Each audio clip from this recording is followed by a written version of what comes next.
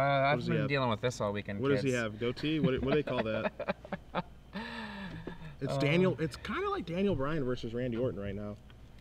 You know what I'm talking about? I don't. No, it's okay. It's okay. Remember I said the Braves earlier? That's not sports. It's not sports. Oh, it's not? In theory, it's not sports. In theory, it's not sports. It's the beard versus the non-beard. For my wrestling fans out there, everyone knows I'm a dork, so that's fine. Wrestling's not sports. No, it's entertainment. Hello. Oh boy, it's been a long day and a good day. Robert and Nick here, ready to see who can be crowned the champion. There can only be one.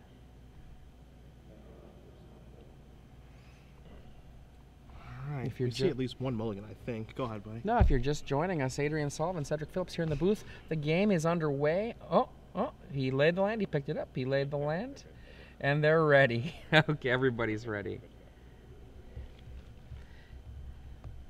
We're going to see an underground C from Robert to start things off. Unless he changes his mind since the pause. He's a little slow at the gate. Not much happening. There's a Scalding Tarn, gonna pass turn back. He's got a Force of Will, he's got a Lightning Bolt, Swords, and a Flooded Strand. So not a great hand there from Cowden. Cucunato. We got 9 cards total in opening hands. Oh, so we have like all of the mulligans here. Ponderoo. 5 for Robert, 4 for Nick. This is awesome. Wowzers. This is how Magic was meant to be played, Adrian. Less cards. Difficult decisions. This is like the hardest Ponder ever. There's a show and tell. Lotus Petal. So what he does is he puts Lotus Petal first. Boop. Polluted Delta. There's a Thoughtseize. What you got going on over there? I think I want that Force of Will. Thanks. Not much left. Yeah. Bolt, Force of Will, Swords to Plowshares, land.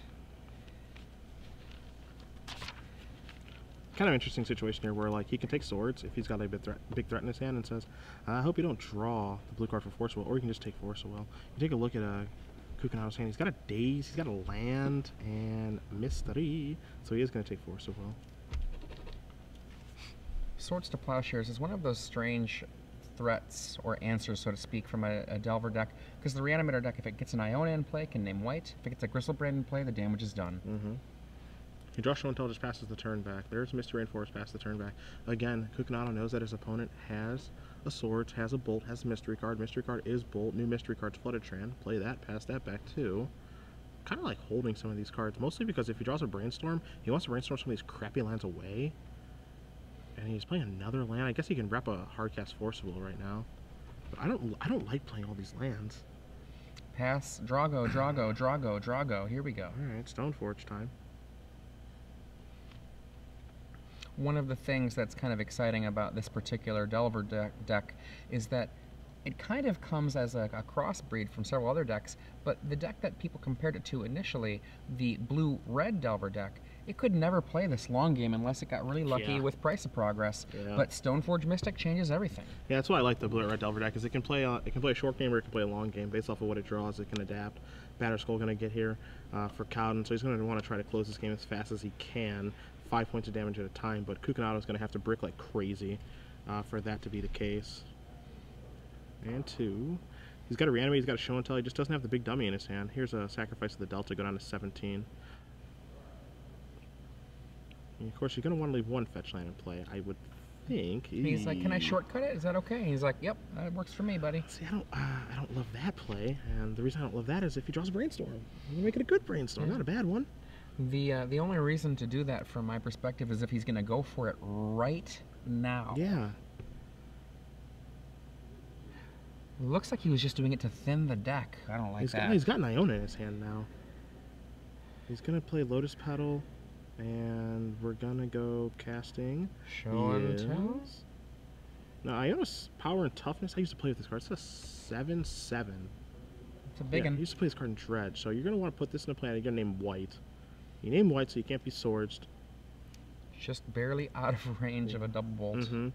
But what that means, more importantly, is that like he can't block, but I guess he could block, because what he'll do is he'll block the Batterskull token, he'll block the Germ, it gets bolted, and then he reanimates. And he did name white, yeah, and he goes, all right, block Stoneforge, because he doesn't know about the second bolt, he knows about the 1 bolt. But still, this is all great. And if Nick Cowden does the double bolt, yes, he kills the Iona, and then it just is going to come back. Yeah. Is that an Exhume that he has in the, He has, in the he, hand? he has, I believe, 2 reanimates in his hand, so it's not like a free roll by doing that because he takes a lot of damage off of going reanimate my guy back. The casting cost Iona, I believe, is 9. I think it's 6 white, white, white. Yeah, that's a lot of damage to use on a reanimate. So he takes 9, he goes down to 3, and so if Cowden draws another bolt, first of all, he dies, and then his Iona comes into play, but it doesn't have vigilance. So he's at 3, he's staring down a 4/4 batter skull. Yeah, and so if he can't attack. If he casts Exhume, then the Stoneforge Mystic gets to come back. Yeah, that's true So- too. This isn't a great situation, which I'm a little bit surprised about, honestly. I think he might have. Does Cucunato have Entomb in his hand now? Okay, we're gonna go reanimate, and he doesn't look thrilled to do it. Yeah, give me this, if that's okay. Yeah, I'm at 3. I think it's the name Red, which is super awkward. We'll see what he named here. We get confirmation. Delver. Oh no. White He again. named Whiting because he knows about swords. I don't know if I like the name of White, though, because like you know about swords, but if he swords that, you get to gain a bunch of life, which like you're really happy about. And now, if this Delver flips, you just lose. Lucky. Oh, Nick Cowden didn't really do the check again. Just drew it right up. Yeah. He needs to be a little more careful how he draws his card. And pass. Okay, okay. Polluted Delta the draw. He's got a reanimate, a daze, a polluted Delta, a couple mystery cards. Man. That was a go. A little. Yep, dead. Wah, wah, wah. I mean, assuming that like Cowden's just gonna turn both his creatures sideways, he's gonna start by brainstorming. Let's just make sure that nothing can go wrong. Yeah. Robert is Yeah, like, that's I it. can see the writing on the Yeah. wall. You got me. I would have probably named Red that situation to entice a swords onto my guy to be able to maybe play a longer game. As you see him shrug his shoulders and say, I guess that's it. But Nick Cowden up a game here, Blue Red Delver. We're going to bring it back to the booth because we've got 12 months of premium to give away. Excellent. Now, I've got a really good trivia question, Cedric. Oh, do you? It's pretty fun. So I'm going to ask the rules. You got the question? I got it. All Unless right, you here we got go. one that's really good, too. No, I think yours is probably better. Okay. Mine's like pretty simple and just not good because I'm not good at that. But I'm really good at rules. Go for it. Super good at rules.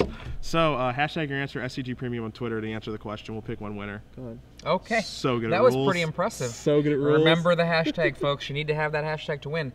What is the largest creature in this top 8? That's the trivia question. As in largest, as in power toughness? Power toughness. Okay. Yeah.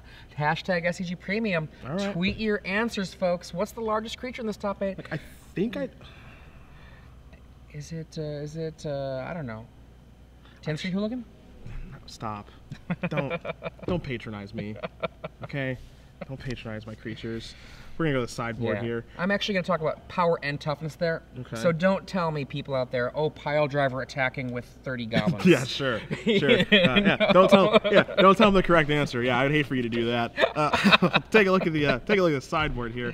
2 Echoing Truth, 1 Coffin Purge, an Ashen Rider, 2 City of Traders, Crippling Fatigue, Inkwell Leviathan, 3 Pithing Needle, 2 Spell Pierce, 2 Show and Tell for the Reanimator side of things. Alright, so 2 Truth, I don't think I love. Coffin Purge you don't need. Ashen Rider, that effect is too slow in this matchup. 2 City of Traders makes it so that you can play around Daze, Fluster Storm, and Spell Pierce pretty well, so I like that. Also lets you turbo out a Show and Tell, so I kind of like those coming in. Maybe at least 1. Crippling Fatigue, like it's actually like kind of good against like Delver / Flip Delver / Stoneforge Mystic, so I don't hate that. Inkwell Leviathan, Island Walk, and Shroud, awesome in this matchup, so I love that card here. I think it's a million times better than Tidespout Tyrant. Pithing Needle would just be like for Stoneforge, so I don't like that very much. Spell Pierce lets you win counter wars, but I don't think that Cucunato has an interest in being in a reactive war. And then 2 more copies of Show and Tell. If he wants to get a little redundant from the redundant department, he can do that, but I don't know if that's what he wants to do. Take a look at Cowden's. On Cowden's side, you can see there on the board 1 Sword of Feast and Famine, 2 Meddling Mage, 2 Rest in Peace, 1 Force of Will, 1 Pyroblast, 1 Relevant Blast, 1 Spell Pierce, 3 Submerge, a Swords to Plowshares, a Wear and Tear, and a Pyroclasm. Now the Rest in Pieces are a total slam dunk. You get that on the table. The only path is either get it off the table or go to the Show and Tell route, because there's almost certainly no chance that Robert's going to be able to play the same game he did last time and cast 8 mana spells into this Delver deck. The other thing to look at here, Force of Will is really good in a fight against this deck that's trying to put one big spell, one big thing into play. And Swords to Plowshares, it's a solid thing to do, but as you saw, the Iona can turn it off. The Gristlebrand, it'll be a little bit too late for that. So it's a fair thing, but it's not so great. But I do like Spell Pierce, and I do like Pyro and Red Elemental Blast on top of that Force of Will and Rest in Peace. Well, there are your options. Both players are going to shuffle up. They look happy. Nick Cowden again up a game. He's going to be on the draw here against Robert Cucunato. Cucunato was able to get a large creature in play. It's just the wrong one. Iona not going to be able to get the job done. And, you know, here's the difference between Blue-White Red Delver and Rug Delver. Imagine you're playing against Rug Delver here. You put that thing into play, it's probably just going to be game over. Yeah, ideally, you might name red. I think you probably name blue in that matchup, so they can't brainstorm and ponder all that nonsense depending on your life total. You're going to see an island start here for Cucunato, but when you're playing against a deck that has Bolt, it's got swords, it's got more play to it. You know, it has Stoneforge Mystic, it Batter Skull can go a little bit longer. I can imagine a situation where Cucunato brings back Iona, names blue and or red, and just stands tall over everything until he finally assembles something else. But Cowden's deck wouldn't allow that to happen because he has white in his deck as opposed to green. There's a big difference there. First turn, Ponder passes it over versus Nick Cowden, Ponder. So they both get some positioning on, trying to get ready for the rest of this game. Force of Will amongst the cards that Nick Cowden is checking out. He goes and checks over the hand. I could see a Bolt, and the rest of it flashed by too quickly. Leaves it all there. Alright, pass it. Island gonna untap. Cucunato draws his card. Polluted Delta for the turn. Got a Reanimator in the grip. I'm not sure what else he's hiding on to. He's gonna start by sacking the Delta. Gonna go down to 19. No Stifles to be worried about. See what hands he's gonna get. Is he gonna get Basic Swamp? Is he gonna get an Island? Or is he gonna go for an Underground Sea? He's gonna go for the Sea. Doesn't care about Wasteland. Now this is a deck that does run 4 Wasteland as well as a number of Stifles. So there is a cost to having the good mana in this matchup. The question is whether it's going to matter in time. Careful study to begin. Maybe. Untap. Thoughtseize. Pretty good start. Slow it up a little bit. Just check to see what you got over there, Nick. I'm curious as well. There we go. Wasteland, Grim Lavamancer, Geist of St. Traft, Delver of Secrets, Daze, Force of Will, and a Swords to Plowshares. I'm a little bit surprised to see Grim Lavamancer in after sideboard. The rest of these cards make plenty of sense, and the noticeable thing here is that Cowden's hand's pretty good. Yeah. There's just the one card you mentioned. Everything else is a nice weapon in this moment. Yeah. I like a bunch of these cards. What do you take here if you're Cucunato? I probably take that Force of Will. Okay. If I don't take the Force of Will, I take the Delver. All right. Yeah, Delver kind of represents the clock. Geist takes a little bit longer to get online. You have to tap out to do it too. We might see a Wasteland this turn from Cowden as well. So I kind of like taking the Force of Will. It's just one less thing you have to worry about. And the thing about if you leave the Delver there, Robert has enough life that it's not going to kill him anytime quickly, even with a flip. So. One card I was not expecting he would take is Geist of St. Traft with that Thoughtseize. Wow, wow, wow. Now remember, Robert knows that the top of Nick's library, that Nick knows it, that he's planned for it. He kept with the Ponder. Here's a Wasteland. Delver. Yeah, kill your blue-black land. Makes you wonder if he searched out the blue-black land on purpose so that he could entice a Wasteland.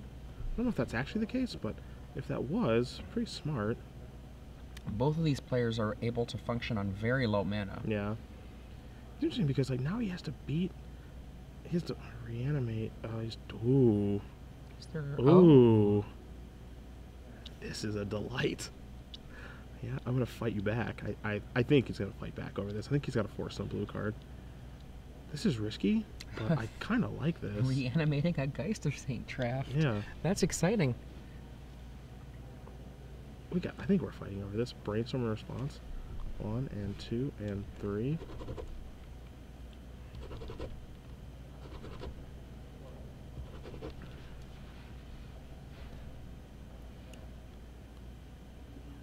I mean, this play, it obviously makes more sense now. There's a Force of Will. Removing a show and tell. It says, I want that. Okay, that's Here yours. you go. Now, so like this play is like kind of cool and creative, but here's the thing: like a flip Delver just trades with it, and he knows it's gonna flip, so there's a force of will. Oh boy. I guess this makes it so a Delver can't attack. I mean, Nick Cowden is on a 4-turn clock from Robert's stolen Geist, and Robert, on the other hand, is on a 5-turn clock, assuming no help. Yeah, I mean, we could just see Cowden just say, "Yeah, go ahead. Yeah, I'm getting out there. Push you to 10. Fight. I'm gonna sacrifice this. I'm gonna go get a blue-red land. I'm gonna play Grim Lava Mancer. That represents some more damage. That thing can chump block if I need it to. Yeah, and by sacrificing that land, he does go down to 18, so it is a 3-turn clock now. That's actually quite important. There is the old Grim Lava Mancer. Kick it back. Robert untapped so quickly here. This is some creative creative play. Look at that. A 4/4 die representing the angel. He's moving. He just said untap attack. Play Verdant Catacombs. Goodbye, angel. Pass it. So Cowden's down to 12. Just drew a really important land there in Flooded Trance, so you can get another red mana. Get in for 3, put you to 7. 7 is a virtual 5 with that Grim Lava Mancer online, and that means that Robert is facing death potentially next turn. Gonna go down to 6. I don't think Lava Mancer can play a role in this game. It's actually playing a really big role now. Well, you know, and typically I don't think it would, but this is an unusual situation. I don't think I've ever seen a Reanimator deck attack with Geist of St. Traft. Yeah, you and me both.